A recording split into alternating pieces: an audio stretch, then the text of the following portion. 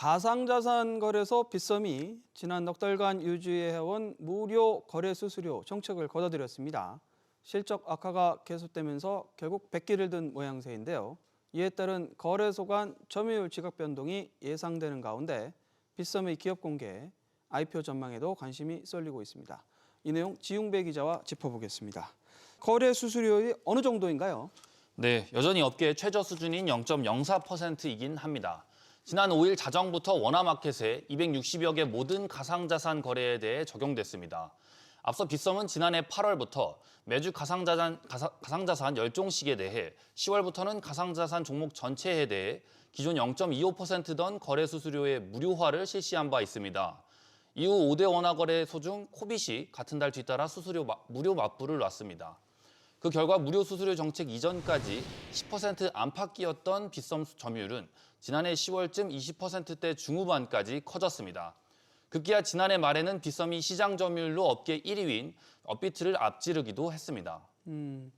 무료 수수료 이 정책 때문에 말 그대로 그 빗썸이 1위까지 올랐는데, 근데 넉 달 만에 다시 유료 카드를 꺼낸 건 그만큼 실적 부담이 크다라는 그런 반증인가요? 예, 그렇습니다. 시장 점유율은 높아졌지만 빗썸이 적자 행진을 기록하고 있기 때문인데요. 가상자산 거래량이 줄어들면서 지난해 2분기부터 순손실 86억 원을 기록했고 일부 가상자산 거래 수수료를 무료로 정하기 시작한 3분기에는 106억 원으로 적자폭이 더 커졌습니다. 더욱이 전체 가상자산 거래 수수료를 없앤 지난해 4분기 역시 적자를 피해가긴 어려울 것으로 보입니다. 수익의 99%가 거래 수수료에서 난다는 점을 생각하면 빗썸은 사실상 4분기 수익을 포기한 셈이기 때문입니다.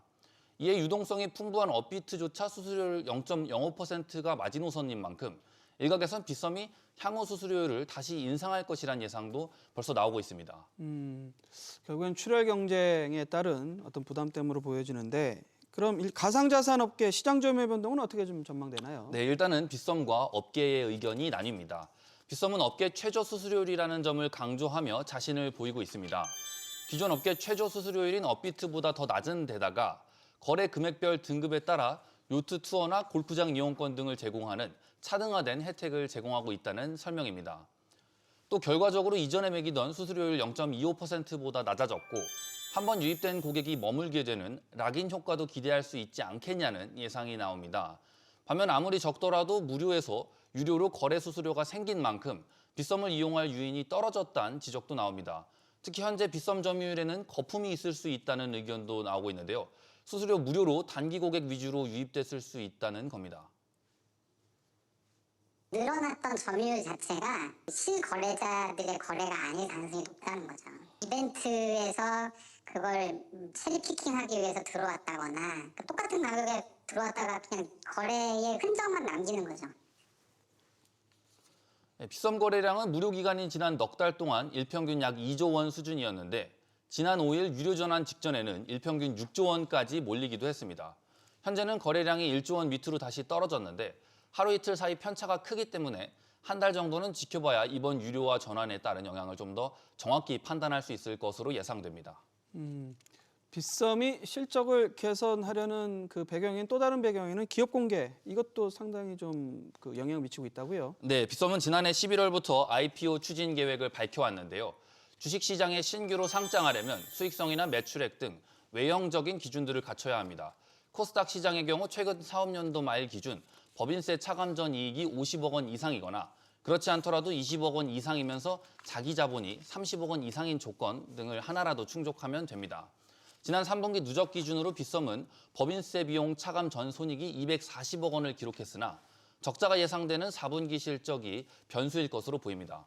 빗썸은 내년까지 이런 실적을 개선해 기업 공개를 추진하겠다는 계획입니다. 현재 진행 중인 대주주의 사법 리스크도 상장 걸림돌 중 하나죠? 네, 빗썸의 대주주로 알려진 이정훈 전 빗썸홀딩스 의장은 1,100억 원대 코인 사기 혐의로 현재 재판을 받고 있는데요. 앞서 이 전 의장은 지난 2018년 BK그룹 회장 김모 씨에게 빗썸의 인수와 공동 경영을 제안하면서 가상자산을 상장시켜주겠다고 약속한 뒤 돈을 받아 가로챈 혐의로 기소됐습니다. 이후 1, 2심에서 무죄로 판결받았지만 검찰이 지난달 24일 상고해 대법원의 판결을 기다리는 상태입니다. 현재까지 가능성은 아주 작지만 혹시라도 대법원에서 유죄 판결을 받는다면 IPO는 물론이고 오는 11월쯤 돌아오는 가상자산 사업자 갱신도 어려울 수 있습니다. 특검법은 형식적인 요건만 갖추면 실질적인 요건으로 지금 바꾸는 이런 단계로 대주주에 대한 이슈가 있다 그러면 당연히 영향을 상당히 많이 미치는 것이죠.